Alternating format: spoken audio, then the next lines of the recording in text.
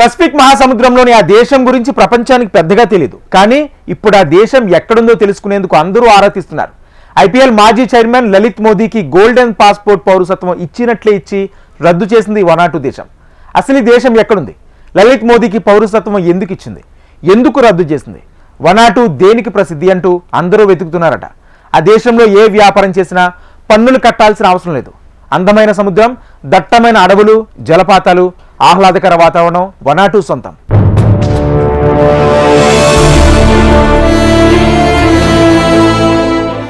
IPL వ్యవస్థాపకుడు మాజీ chairman Lalit Modi మరోసారి వార్తల్లోకి వచ్చాడు. లలిత్ మోదీ పసిఫిక్ ద్వీపదేశమైన వనాటుకు మకాం మార్చేస్తున్నట్లు అంతర్జాతీయంగా మీడియాలో వార్తలొచ్చాయి. ఆయన వనాటు దేశానికి చెందిన గోల్డెన్ పాస్పోర్టుని తీసుకున్నట్లు సమాచారం. కానీ లలిత్ మోదీ సంతోషం ఎక్కువసేపు నిలవలేదు. ఆశలు కాస్త ఆవిరైపోయాయి. లలిత్ మోదీకి జారీ చేసిన పౌరసత్వాన్ని రద్దు చేయాలని వనాటు ప్రధాని జోధం నపాట్ పౌరసత్వ కమిషన్ని ఆదేశించినట్లు అక్కడి అధికారులు వెల్లడించారు. దరఖాస్తు సమయంలో నిర్వహించిన ఇంటర్పోల్ స్క్రీనింగ్లతో సహా అన్ని ప్రామాణిక నేపథ్య తనిఖీల్లో లలిత్ మోడీపై ఎటువంటి నేరారోపణలు లేవని తేలింది. అయితే గత 24 గంటల్లో ఆయనపై హెచ్చరిక నోటీసులు జారీ చేయాలని భారత అధికారులు ఇంటర్పోల్కు 2 సార్లు అభ్యర్థనలు చేసినట్లు మాకు తెలిసింది. అయితే తగిన ఆధారాలు లేనందువల్ల వారి అభ్యర్థనల్ని ఇంటర్పోల్ తిరస్కరించింది. వనాటు పౌరసత్వం పొందటానికి చట్టబద్దమైన కారణాలు ఉండాలి. స్వదేశంలో దర్యాప్తును తప్పించుకోవటానికి అతడు వనాటు పౌరసత్వం తీసుకున్నాడని తెలుస్తోంది. అతడు చూపిన కారణం చట్టబద్దంగా లేకపోవడంతో లలిత్ పౌరసత్వం రద్దు చేయాలని నిర్ణయించుకున్నాం అని వనాటు ప్రధాని పేర్కొన్నారు.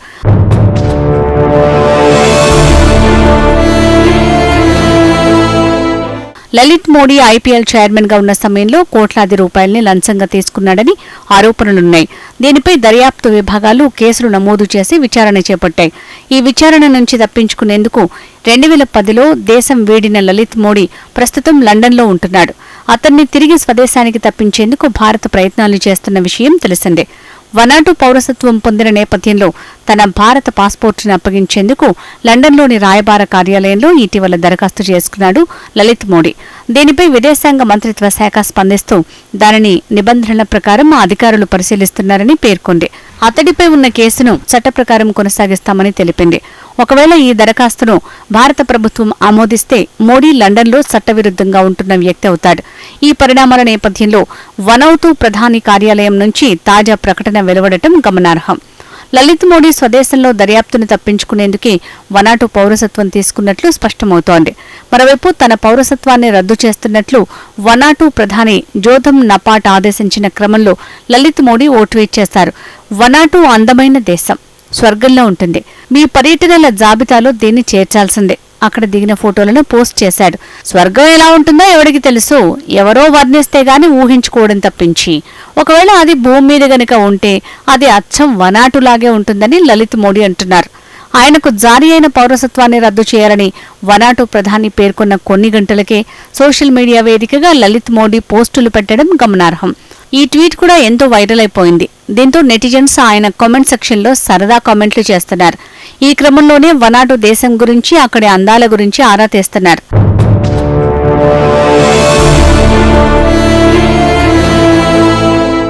లలిత్ మోడీ పుణ్యమాన్ని పసిఫిక్ ద్వీపదేశం వనాటు గురించి ఇప్పుడు అంతా వెతుకుతున్నారు.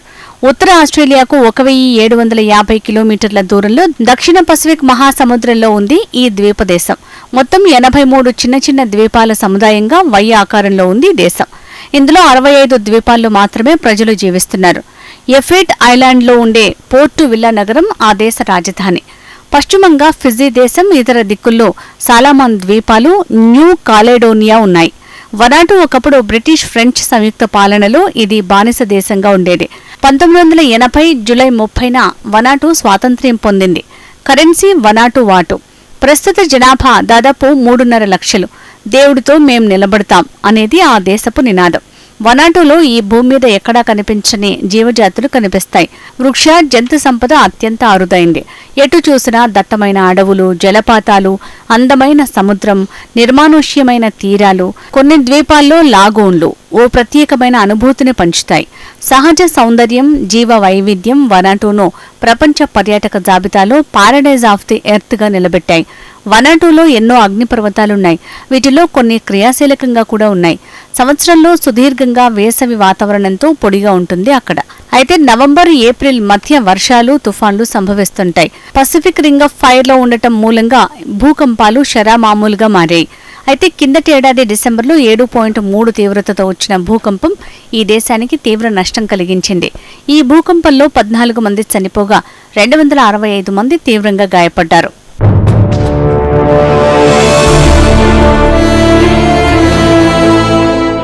వనాటూ ప్రజల ప్రధాన ఆదాయం టూరిజం, వ్యవసాయం నుంచే వస్తుంది.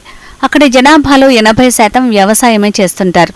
కావా పంట ప్రపంచ దేశాలకు ఎగుమతి అవుతుంది. పర్యాటకం ద్వారా వచ్చే ఆదాయం ఆ దేశ జీడీపీలో 65%గా ఉంది. పర్యాటకం మీద ఆధారపడిన ప్రజలు కావడంతో పర్యాటకులను మర్యాదలతో ముంచెత్తుతారు. అలాగే సంప్రదాయాలకు అక్కడి ప్రజలు పెద్దపీట వేస్తుంటారు. పెంటికాస్ట్ ఐలాండ్లో స్థానికులు ల్యాండ్ డైవింగ్ క్రీడ నిర్వహిస్తుంటారు. బొంగుల లాంటి నిర్మాణాలను ఎత్తుగా పేర్చి చెట్ల తీగల సాయంతో బంగీ జంప్లా కిందకు దూకుతారు. ఎవరి తల భూమికి మొదట తాకుతుందో వాళ్లే విజేతలు. పర్యాటకులను ఆకట్టుకునేందుకు చేసే ఈ ప్రయత్నాలు పాపం ఒక్కోసారి ప్రాణాలు పోగొట్టుకుంటారు కూడా. వనాటూలో ఎలాంటి పన్నులు విధించరు.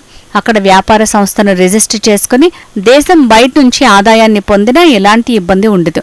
అలాగే గిఫ్ట్ ఎస్టేట్ ట్యాక్స్లు లేవు. అంతేకాకుండా ఆ దేశం క్రిప్టో హబ్గా వృద్ధి చెందుతోంది.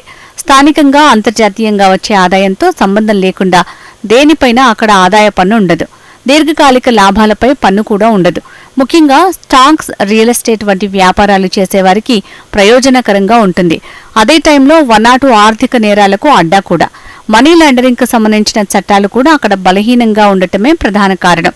ఈ కారణంగా అంతర్జాతీయ నియంత్రణ సంస్థలు ఈ దేశంపై ప్రత్యేక దృష్టి సారించాయి.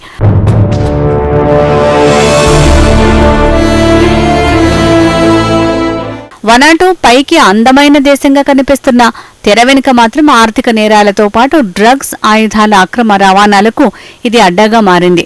ఈ కారణంగానే ఫైనాన్షియల్ యాక్షన్ టాస్క్ ఫోర్స్ ఈ దేశాన్ని గ్రే లిస్టులో చేర్చింది.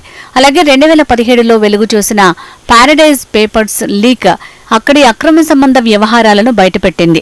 ఇక 2001 ఏప్రిల్లో అప్పటి ప్రధాని బరాక్ సోప్ ఫోర్జరీ కేసులో చిక్కుకున్నారు. భారత్కు చెందిన వ్యాపారవేత్త అమరేంద్రనాథ్ ఘోష్లకు 100 కోట్ల విలువ చేసే ఫైనాన్షియల్ గ్యారంటీలను అనధికారికంగా కట్టబెట్టాలని బరాక్పై అభియోగాలు వచ్చాయి. ఈ కారణంతో ఆయన అదే ఏడాది తన పదవికి రాజీనామా చేయాల్సి వచ్చింది. అయితే ప్రపంచం దృష్టిలో ఏర్పడిన ఈ మచ్చని కఠిన చట్టాల ద్వారా తొలగించుకునే పనిలో ఉంది ఈ సుందర ద్వీపదేశం. 2024లో విడుదలైన హ్యాపీ ప్లానెట్ ఇండెక్స్లో వనాటూ తొలి స్థానంలో నిలిచింది.